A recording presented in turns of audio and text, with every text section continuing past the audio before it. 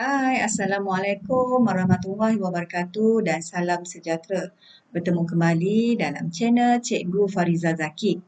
Okey, hari ini cikgu akan kongsikan masih lagi perkongsian tentang Masri Kertas 2, siri yang ketiga.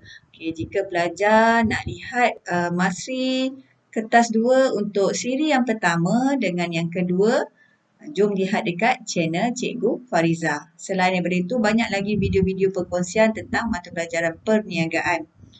Jomlah tengok channel Cikgu. Jangan lupa subscribe, share dan komen jika perkongsian Cikgu dalam channel Cikgu tu memberi manfaat.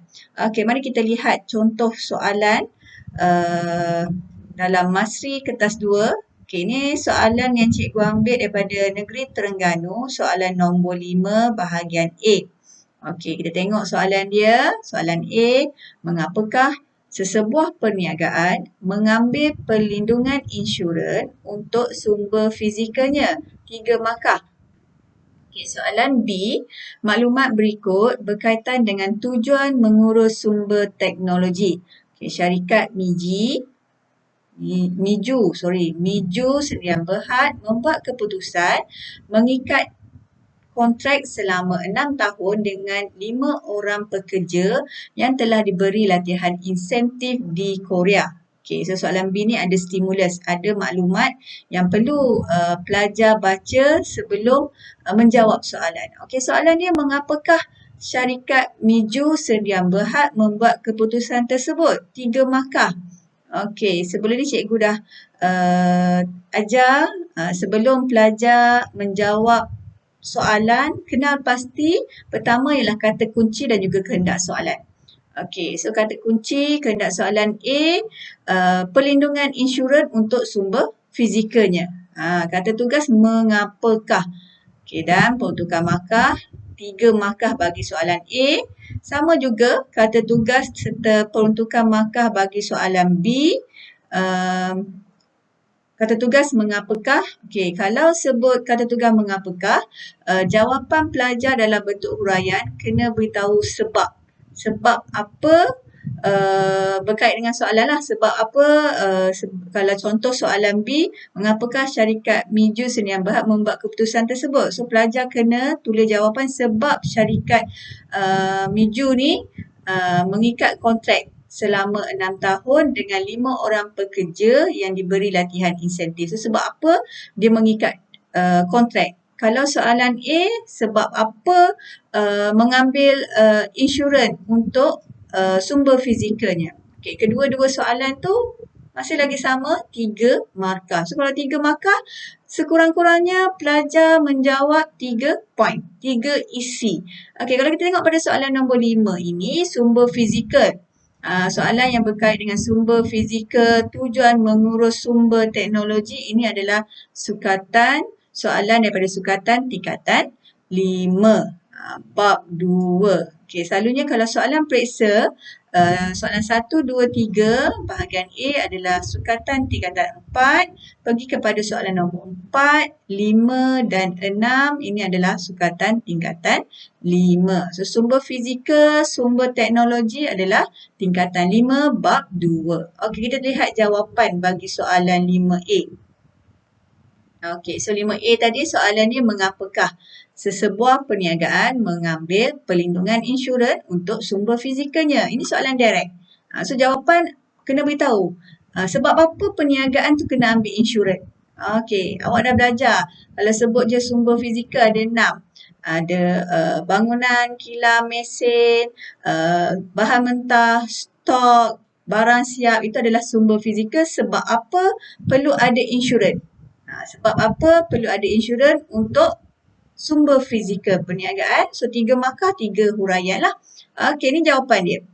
Okey, sebab apa perlu, mengapakah sesebuah perniagaan? Sebab perlindungan insurans untuk sumber fizikalnya. Yang pertama, melindungi perniagaan daripada risiko. Okey, 1 markah.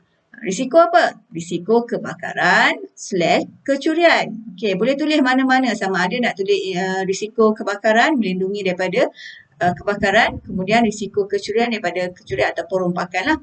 Okey, so seterusnya, penghantaran barang tertangguh / kehilangan kerosakan barang.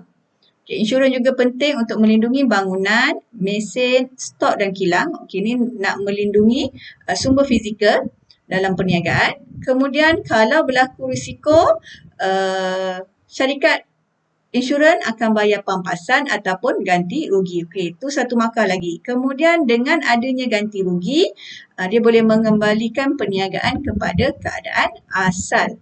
Okey, so kalau tengok pada paparan jawapan ada 6. Skema ada 6 tapi maksimum soalan 5A ni 3 markah. So pelajar boleh pilih mana-mana 3 daripada jawapan yang cikgu tunjuk ini. Okey, kita tengok pula soalan B. Soalan B tadi, dia tanya mengapakah syarikat Miju Serian Berhad membuat keputusan tersebut. So sebab apa dia buat keputusan untuk ikat kontrak selama 6 tahun. So sama, kena beritahu sebab. Sebut je kata tugas mengapakah, jawapan pelajar kena bagi tahu sebab. So jawapan dalam bentuk huraian, 3 markah, 3 isi, 3 poin huraian. Okey, ni jawapan dia. Sebab apa buat keputusan tersebut? Kerana pertamanya kemahiran dan pengalaman yang diperolehi oleh pekerja. Maknanya pergi hantar, dia ikat kontrak 6 tahun sebab 6 tahun itu adalah untuk mendapatkan kemahiran dan juga pengalaman. Okey, kualiti yang kedua, kualiti / prestasi perniagaan terjamin / meningkat. Dah tingkatkan kemahiran. Apabila kemahiran meningkat, automatik kualiti kerja ataupun prestasi kerja, prestasi perniagaan semakin meningkat.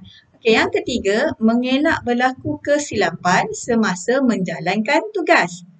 Okey, kemudian yang keempat, jaga imej syarikat, dan yang kelima, syarikat telah mengeluarkan kos latihan yang tinggi. So soalan 5B ni, sebab apa dia mengikat kontrak, hantar pekerja pergi latihan. So beritahulah sebab apa latihan diperlukan oleh seseorang pekerja. Okey, 3 markah. 3 poin. Kalau pelajar nak senarai lebih, tak ada masalah. Tapi maksimum bagi soalan B ini, peruntukan markahnya 3 markah. Okey, itu soalan yang kedua. Okay, seterusnya, soalan yang ketiga. Okey, soalan 5C. Maklumat berikut berkaitan dengan kewangan Adilah Songket Terengganu. Okey, so dia bagi maklumat. Kena tengok maklumat tersebut, dia beri untung bersih RM300,000, jualan bersih RM550,000, modal awal RM1,350,000.